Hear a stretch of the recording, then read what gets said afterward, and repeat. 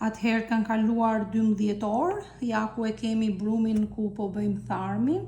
Tani do të marrim nga ky një lloj si kur bëjmë procesin për të ushqyer tharmin. Do të marrim një lugë dhe do ta fusim në ujin e ri. Unë kam futur kaq ujë, po themi me sy është 1 filxhan e gjysmë. Do ta lag lugën që mos të ngjisi brumi këtu brenda. Do ta përziej pak këtë brumin ku po bëjmë tharmin, që të marrim mundësisht sa më të freskët.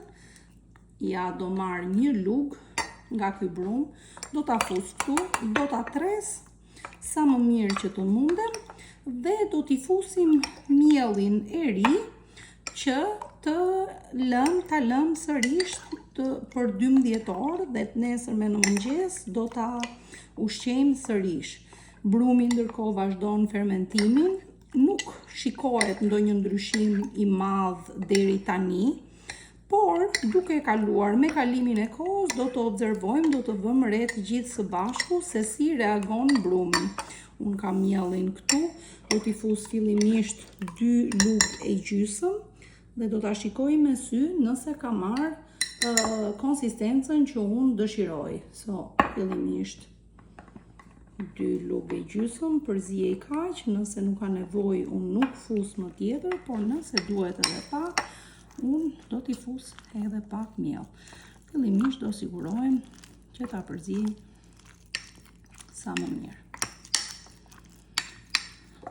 Duket se kaq miell ishte mjaftueshëm.